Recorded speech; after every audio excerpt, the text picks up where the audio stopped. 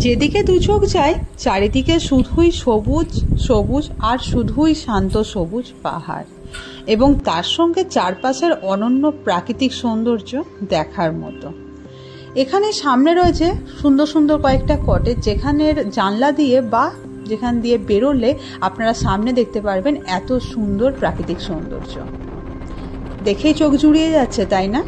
আর তার সঙ্গে উপরি পাওনা হিসাবে রয়েছে সামনেই জীর্ণ ঐতিহাসিক মন্দির ও তার ধ্বংসাবশেষ, যা করুণ ইতিহাসের প্রতিধ্বনি এবং অনেক জানা অজানা কাহিনীর সাক্ষী আজও বহন করে চলেছে। এরকম জায়গা আমরা কে না ভালোবাসি, তাই না? তাহলে এরকম জায়গার দর্শন যদি আপনারা করতে চান, তবে আজকের এই ব্লগটা আপনাদের জন্য।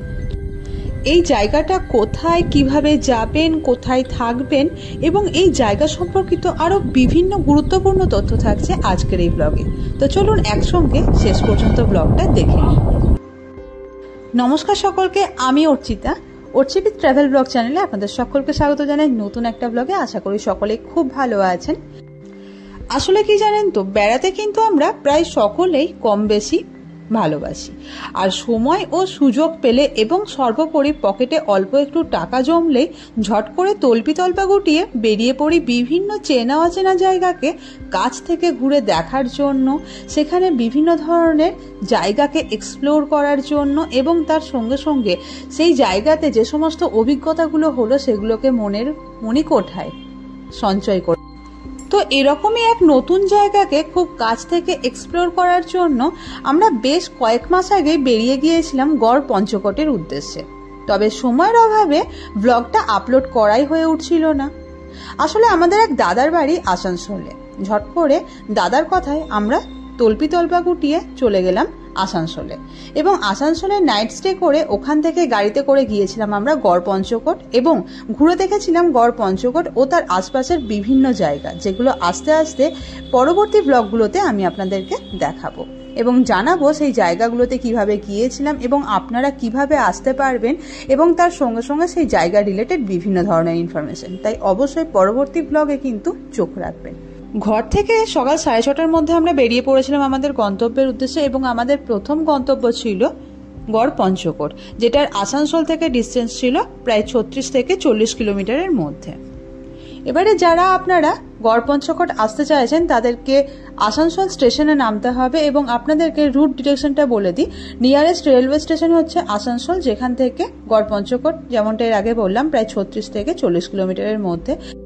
যারা কলকাতা ও তার আশপাশের অঞ্চল থেকে আসছেন তাদেরকে প্রথমেই হাওড়া বা শিয়ালদা থেকে যে কোনো ধরনের আসানসোলগামী ট্রেন ধরতে হবে, এবং আসানসোলে পৌঁছে সেখান থেকে শেয়ার কার বা বাস বা নিজস্ব ক্যাব বুক করে আপনারা কিন্তু পৌঁছতে পারেন গড় পঞ্চকোট। যদি আপনারা শেয়ার কার বা ক্যাব বুক করেন গাড়িতে, সেক্ষেত্রে 1.5 ঘন্টা মতো সময় লাগবে। এছাড়াও গড় পঞ্চকোটের নিয়ারেস্ট স্টেশন রয়েছে আদ্রা, বরাকর। আমাদের আজকের প্রথম গন্তব্য এই গড় পঞ্চকোট নামটাতেই যেন একটা ঐতিহাসিক ছোঁয়া রয়েছে, আর ঠিক তেমনই জায়গাটিও ঐতিহাসিকভাবে বেশ গুরুত্বপূর্ণ। বর্ধমান জেলা এবং ঝাড়খণ্ড রাজ্যের ঠিক বর্ডারের কাছাকাছি এই গড় পঞ্চকোট জায়গাটি অবস্থিত। আর যেতে যেতে দুই সাইডের যে প্রাকৃতিক দৃশ্য তা কিন্তু ভীষণ মনোরম। দুদিকে যেমন কাশফুল রয়েছে, সেরকমই কিছু দূর যাওয়ার পর থেকে, অর্থাৎ ওই গড় পঞ্চকোটের কাছাকাছি পাঞ্চেত পাহাড়ও দেখুন দূর থেকে দেখা যাচ্ছে। গড় পঞ্চকোট আমরা কিভাবে পৌঁছবো সেটা তো জানলাম, এবার চলুন জেনে নেওয়া যাক এই জায়গা অর্থাৎ গড় পঞ্চকোট ইতিহাস কি। পঞ্চকোট রাজবংশের রাজপুরোহিত ও সভাপণ্ডিত রাখালচন্দ্র চক্রবর্তী মহাশয় প্রণীত পঞ্চকোট ইতিহাস থেকে জানা যায়, মহারাজ বিক্রমাদিত্যের উত্তর পুরুষ উজ্জয়িনী নগরীর ধার রাজ্যের মহারাজা জগদ্দেও সিংহের পুত্র দামোদর সিংহদেও, যে শেখর রাজবংশের সূচনা বা প্রতিষ্ঠা করেছিলেন। সেই রাজবংশের 31তম রাজা কীর্তিনাথ শেখর রাজ্যাভিষেকের পরে কোনো এক সময় তার রাজধানী পঞ্চকোট পাঞ্চেত পাহাড়ের দক্ষিণ পাদদেশে স্থানান্তরিত করেন। এখানে প্রায় 30 জন রাজা প্রায় 800 বছর ধরে বংশ পরম্পরায় রাজত্ব করেন। এরপরে 1750 খ্রিস্টাব্দে মহারাজ শত্রুঘ্ন শেখরের আকস্মিক মৃত্যুতে একাধিক নৃশংস রক্তক্ষয়ী যুদ্ধের ফলে রাজধানী বিভিন্ন জায়গায় বারবার স্থানান্তরিত হয় এবং সর্বশেষে কাশীপুরে স্থানান্তরিত হয় এবং পরবর্তীকালে দীর্ঘদিন ধরে রাজধানীটি পরিত্যক্ত অবস্থায় পড়ে থাকায় প্রয়োজনীয় রক্ষণাবেক্ষণের অভাবে এবং কালের নিয়মে স্থাপত্যগুলি ধ্বংসস্তূপে পরিণত হয়। কথিত আছে 18 শতাব্দীর মধ্যভাগে মারাঠা আক্রমণ দ্বারা এই সাম্রাজ্য নাকি ধ্বংস হয়, যদিও এই কথাটির কোনো সত্যতা কিন্তু আজও পাওয়া যায়নি। আমরা কিন্তু গড় পঞ্চকোটের প্রায় কাছাকাছি চলে এসেছি। এই যে এখন সামনের রাস্তাটা দিয়ে যাচ্ছি, এই রাস্তাটাই কিন্তু যাচ্ছে গড় পঞ্চকোটের উদ্দেশ্যে। দুই দিকে সবুজ মাঠ, যেখানে সবেমাত্র ধান চাষ হয়েছে, এবং তার সঙ্গে ডান দিকে দেখুন দেখতে পাওয়া যাচ্ছে পাঞ্চেত পাহাড়। এই যে সামনে দেখতে পাচ্ছেন ডান দিকে তাকালেই যে পাঞ্চেত পাহাড়টা, এই পাহাড়ের পাদদেশে অবস্থিত গড় পঞ্চকোট। গড় পঞ্চকোট কিন্তু আর খুব বেশি দূরে নেই। চলুন আস্তে আস্তে এই সুন্দর প্রাকৃতিক দৃশ্য দেখতে দেখতে পৌঁছে যায় গড় পঞ্চকোট। আমরা যখন গড় পঞ্চকোট গিয়েছিলাম সেই সময় কিন্তু আকাশ ছিল যেমন পরিষ্কার, সেরকমই চারদিকে ছিল ভীষণ সুন্দর হাওয়া এবং শুধুই সবুজ। আর এই দেখুন সামনে যে ধ্বংসাবশেষগুলো দেখতে পাওয়া যাচ্ছে, এটাই কিন্তু সেই গড় পঞ্চকোটের ধ্বংসাবশেষ, যেগুলো এখনো অবধি কালের নিয়মে ধ্বংস হয়ে গেলেও, ক্ষয়িত হয়ে গেলেও আজও দাঁড়িয়ে রয়েছে, আমাদেরকে এটাই প্রমাণ দেওয়ার জন্য যে হ্যাঁ, ইতিহাস বলেও একটা জিনিস রয়েছে এবং সেই ইতিহাসে কি কি হয়েছিল সেগুলো আজও কিন্তু আমরা এখান থেকেই জানতে পারি।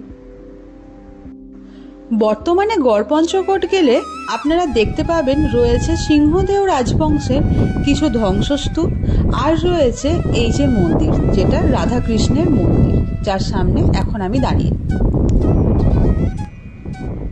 এই রাজবংশের বিভিন্ন উত্থান পতনের নীরব দর্শক হিসেবে এরা কিন্তু এখনো দাঁড়িয়ে আছে। এখানকার যে ভিউটা ভীষণ সুন্দর। সামনে দেখুন এই মন্দিরটার পিছনে দূরে দেখতে পাওয়া যাচ্ছে পাঞ্চেত পাহাড়। একদম পাঞ্চেত পাহাড়ের ঠিক পাদদেশে এই অঞ্চলটি অবস্থিত। চারিদিকের যে প্রাকৃতিক দৃশ্য তা এক কথায় অবর্ণনীয়। ওপরে নীল আকাশ, যেখানে সাদা মেঘের ভেলা, তার ঠিক নিচেই রয়েছে ইতিহাসের বিভিন্ন উত্থান পতনের এবং তার সঙ্গে এই যে রাজবংশ, শেখর রাজবংশ, সেই রাজবংশের বিভিন্ন উত্থান পতনের কাহিনী নিয়ে আজও কিন্তু দাঁড়িয়ে রয়েছে এই মন্দির এবং সিংহদেও রাজবংশের বিভিন্ন ধ্বংসস্তূপ। এখানে যে মন্দিরগুলো রয়েছে সেগুলোর স্থাপত্য শৈলী কিন্তু দেখার মতো। চেষ্টা করব খুব কাছ থেকে আপনাদেরকে ভিডিও করে দেখানোর, তো যাতে আপনাদের বুঝতে সুবিধা হয়। এগুলোর মধ্যে প্রধান যে মন্দির, যেটার সামনে আমি এখন দাঁড়িয়ে রয়েছি এবং আপনাদেরকে দেখাচ্ছি, এটা কিন্তু পঞ্চরত্ন মন্দির। এছাড়াও জোর বাংলা ধরন এবং পিরাহ ধরনের মন্দিরও কিন্তু এখানে উপস্থিত রয়েছে। পঞ্চরত্ন মন্দিরটি এখনও তার খিলান ও স্তম্ভগুলিতে সম্ভবত প্রাক মুসলিম যুগের টেরাকোটার কাজের কিছু ক্ষয়প্রাপ্ত সূক্ষ্ম নিদর্শন বহন করে। দেখতে পাচ্ছেন মন্দিরের কাজগুলো ঠিক কতটা নিখুঁত। এই টেরাকোটার মন্দিরগুলো এখন গোটা বাংলাতে বেশ কিছু জায়গাতেই দাঁড়িয়ে রয়েছে এবং সেখানে গেলেই কিন্তু এই মন্দিরগুলো দেখতে পাওয়া যায়। তার মধ্যে বাঁকুড়ার বিষ্ণুপুরের যে মন্দিরগুলো রয়েছে সেই মন্দিরগুলো বিখ্যাত, এবং তার সঙ্গে সঙ্গে এই যে গড় পঞ্চকোটের রাধাকৃষ্ণের মন্দিরটার সামনে এখন দাঁড়িয়ে রয়েছে আপনাদেরকে দেখাচ্ছি, এই মন্দিরটাও কিন্তু এই পঞ্চরত্ন মন্দিরের নিদর্শন। মন্দিরের সামনের জায়গাটা আপনাদেরকে ঘুরিয়ে দেখালাম। এবার চলুন মন্দিরের ভিতরে ঢুকি এবং মন্দিরের যে কারুকার্যটা রয়েছে সেটা আপনাদেরকে দেখায়। এই যে এখন যে স্থানটায় ঢুকছি, এটা কিন্তু মন্দিরের যে চূড়াটা, প্রধান যে চূড়াটা, সেই চূড়াটা কিন্তু এর ওপরেই রয়েছে। ভেতরের কাজ দেখতে পাচ্ছেন, সেই সময়তেও এত নিখুঁতভাবে মন্দিরগুলোকে তৈরি করা হতো যে আজকে এগুলো দাঁড়িয়ে রয়েছে বলে আমরা কিন্তু ইতিহাসে অর্থাৎ অতীতে কিভাবে মন্দির তৈরি হতো, কীরকম মন্দিরগুলো ছিল সেগুলো দেখতে পাচ্ছি। সামনেই দেখতে পাচ্ছেন রাধাকৃষ্ণের একটা খুব সুন্দর মূর্তি রয়েছে। এই মন্দিরটায় দুই দিক দিয়ে ঢোকা যায়। এই যে রাধাকৃষ্ণের মূর্তিটা রয়েছে তার ঠিক সামনে যেদিক দিয়ে আমি ঢুকলাম, এবং ডান দিকেও একটা ফাঁকা জায়গা রয়েছে, যেদিকটা দিয়ে আপনাদেরকে বেরিয়ে দেখাবো, ওই দিক দিয়েও কিন্তু আপনারা ঢুকতে পারবেন। তবে সামনে দিয়ে ঢুকলে একদম ঠিক মূর্তির এই যে রাধাকৃষ্ণের মন্দিরটা এখন আপনাদেরকে ঘুরিয়ে দেখাচ্ছি, এটা 13 থেকে 16 শতাব্দীতে তৈরি হয়েছিল। আর এই যে মন্দিরটা, তার স্টাইলটা পঞ্চরত্ন মন্দির। এবারে যারা জানেন না এই পঞ্চরত্ন বিষয়, তাদেরকে আপনাদের কিছু ছোট্ট ইনফরমেশন দিয়ে রাখি। পঞ্চরত্ন, এখানে রত্ন বলতে বাংলাতে বোঝানো হয়েছে চূড়াকে। পঞ্চরত্ন অর্থাৎ 5টি চূড়া। এই পঞ্চরত্ন মন্দিরের যে স্টাইলটা, সেটা স্পেসিফিক আর্কিটেকচারাল একটা স্টাইল।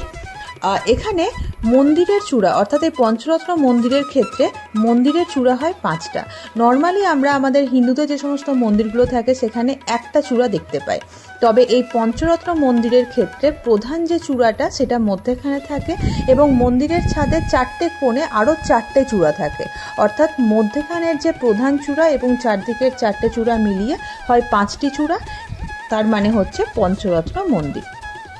এই মন্দিরটা বিশেষ করে এই গড় পঞ্চকোটে দেখতে পাওয়া যায় এবং এটা বাংলার একটা স্থাপত্য শিল্প, যেটা নর্মালি আমরা বাঁকুড়ার বিষ্ণুপুরে যারা যারা গিয়েছেন তারা দেখতে পাবেন যে শ্যামরায়ের মন্দিরটা রয়েছে, সেই শ্যামরায়ের মন্দিরটাও কিন্তু এই পঞ্চরত্ন স্টাইলের।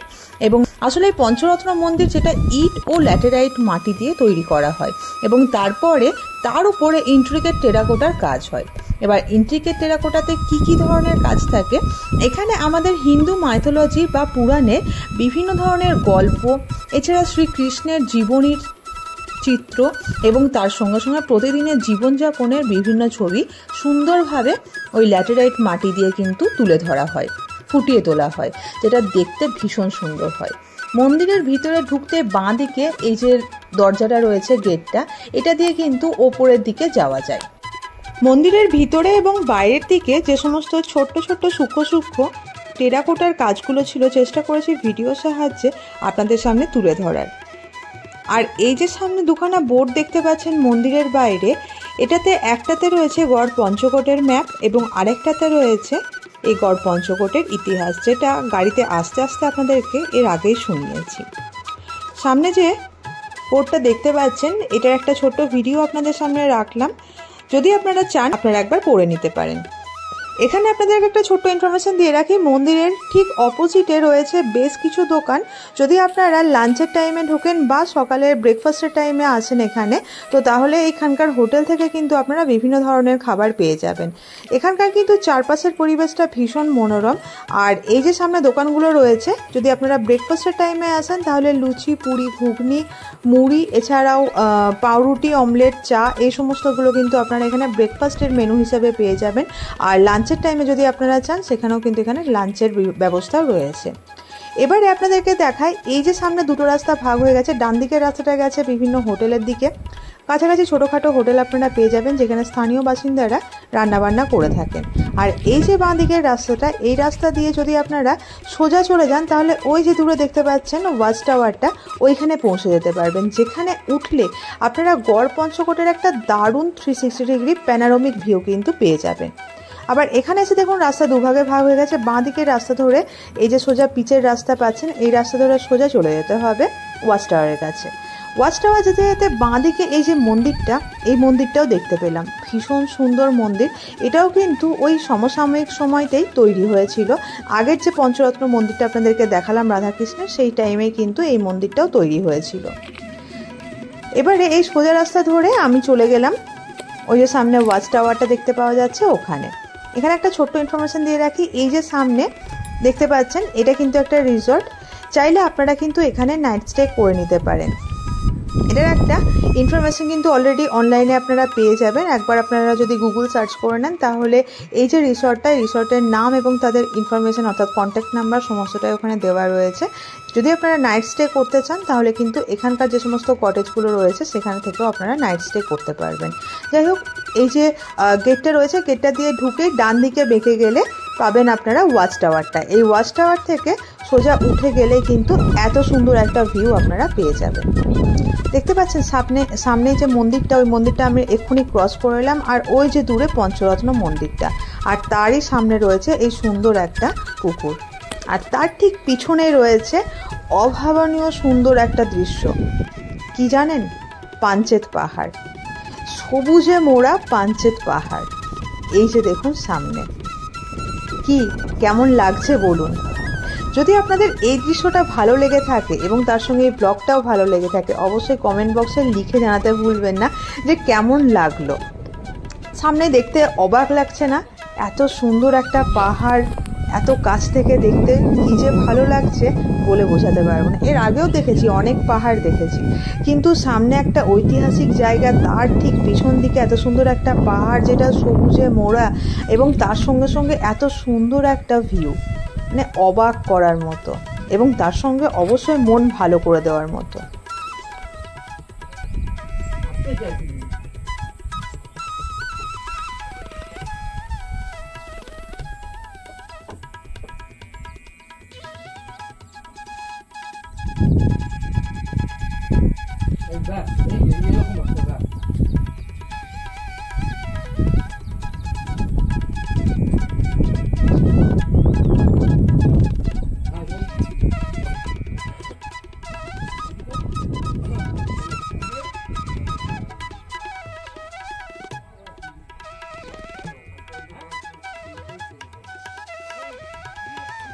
কথিত আছে পাঞ্চেত পাহাড়ের ঢালে এই রাজ্য ও তার রাজধানীর প্রতিরক্ষার জন্য 5টি বড় ও মোটা পাঁচিল তৈরি করা হয়েছিল, তাই এই স্থানের নাম পঞ্চকোট নামকরণ হয়েছিল।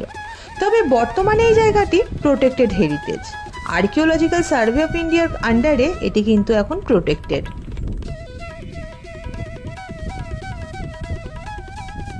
যদি আপনারা গড় পঞ্চকোটের প্ল্যান করছেন, তাহলে এই গড় পঞ্চকোটের পাশাপাশি কিন্তু আরও অনেকগুলো জায়গা রয়েছে যেগুলো দেখার মতো, যেগুলো এখন আপনাদেরকে বলে রাখছি, পারলে কিন্তু এই জায়গাগুলো একবার দেখে নেবেন।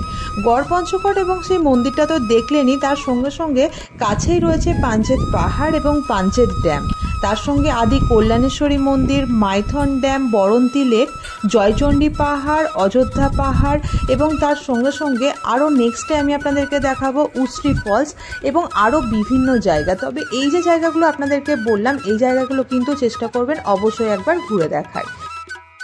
গড় পঞ্চকোট ঘুরে দেখা হয়ে গেলে আমরা এবার রওনা দিলাম আমাদের পরবর্তী ডেস্টিনেশনের উদ্দেশ্যে। এবারে জানতে চাইছেন আমাদের পরবর্তী ডেস্টিনেশন কি, তাই তো? তার জন্য চোখ রাখতে হবে এর পরের ভ্লগে, যেটা খুব তাড়াতাড়ি আপলোড করছি। যদি আজকের এই ভ্লগটা আপনাদের গুরুত্বপূর্ণ লাগে, ইনফরমেটিভ লাগে, তাহলে অবশ্যই কিন্তু লাইক এবং শেয়ার করতে ভুলবেন না, এবং কেমন লাগলো ব্লগটা অবশ্যই নিচের কমেন্ট বক্সে লিখে জানাবেন। আশা করছি ভালো লাগলে অবশ্যই চোখ রাখুন পরবর্তী ভ্লগের জন্য। ততক্ষণ পর্যন্ত ভালো থাকবেন, সুস্থ থাকবেন, দেখা হচ্ছে নতুন একটা ভ্লগে। তার সঙ্গে সঙ্গে এখন এনজয় করুন পঞ্চকোট থেকে আমাদের নেক্সট ডেস্টিনেশন যাওয়ার পথে এই সুন্দর দৃশ্যটা এবং ডান দিকে থাকা এই পাঞ্চেত পাহাড়।